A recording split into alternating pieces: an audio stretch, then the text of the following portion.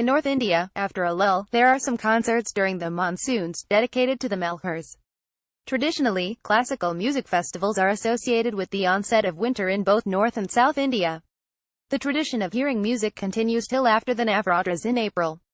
In North India, after a lull, there are some concerts during the monsoons, dedicated to the Malhars. Later, the cool winter after the searing heat of the summer, is the perfect time for enjoying dance and music festivals. The ultimate, most highly regarded source of the modern North Indian classical musical tradition is Mian Tansen, said to have been born in Gwalior. A music festival in his name was apparently established after his death in 1589, and, it is said, has been continued since then, with periods in between when the festival was not held. Nowadays, it's the Madhya Pradesh state government that organizes the Tansen Samaro every December, at Mianji's tomb. Ustad Amjad Ali Khan is Mian Tansen's most famous musical descendant today, from both male and female lines. He lamented Mianji's tomb being in a dilapidated condition. Sadly, the stature of the festival in Tansen's name, once a premier event, is no longer there, and it is today small and insignificant. As Ustad Amjad Ali Khan puts it, Mian Tansen had some great spiritual power in his music that could make even the elements of rain and fire respond. Sadly, he is largely ignored today by an insensitive government. The Madhya Pradesh Academy of Music is not named after Tansen, but after Ustad Alauddin Khan, a musical genius no doubt, but one who was not even born in Madhya Pradesh. Touted as the oldest classical music festival in India, with an unbroken history of 141 years, Hari Avalabh was at one time the most prestigious classical music festival in North India. Set near an ancient Devi temple, in the Punjabi town of Jalandhar, the festival had the tradition of being an offering of music by the artists who would come to perform for free to get blessings. Since the 20th century, the greats have performed at Hari Avalabh. In known history, Pandit Vishnu Digambar performed there in 1908.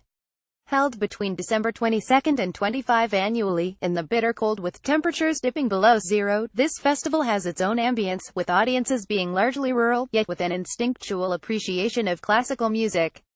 In the old days, before heaters, people kept out the bitter cold from the ground by laying out a layer of rice husk below the dais on which they sat. It was common to bring your rasai quilt to snuggle into. Now, however, the old appeal has gone, but it is still a unique experience. Bikram Ghosh and Parthasarathi. Photo Abhishek Day. Another festival with a religious venue is Banaras Sankat Mochan Festival, held on Hanuman's birthday according to the lunar calendar, usually in April.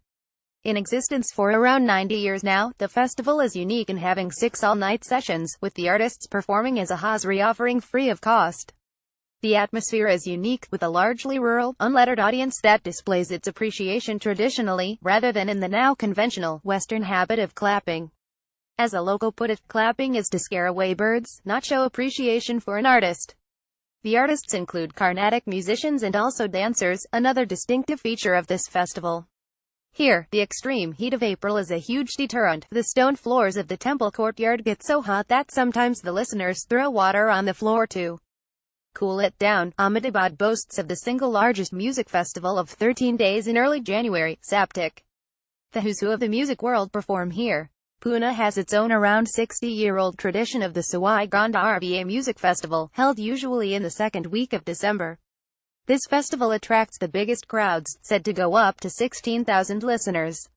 Since there is a system of only paid tickets, this is indeed a momentous festival.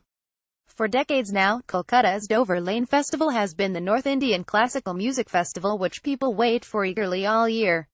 The big festivals like the All Bengal Music Festival, Satarang Music Festival, Park Circus Music Festival and others gradually died out, and now for years, Dover Lane is the premier music festival in Kolkata.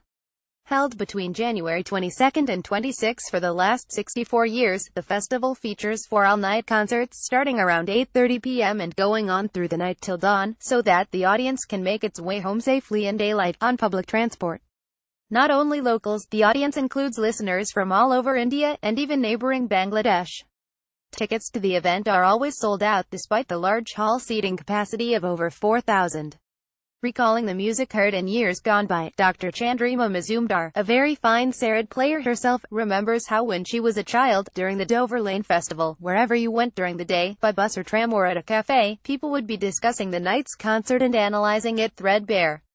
Another festival that is slowly assuming a stature of its own is the annual SWAR Samrad Festival in Kolkata. held in either early January or now mid-December, December 16-17, 2017. The festival is named after Padmavibhushan Ustad Ali Akbar Khan, who was named Swar Samrat King of Swar, the musical note by his father, and features the best in music and dance.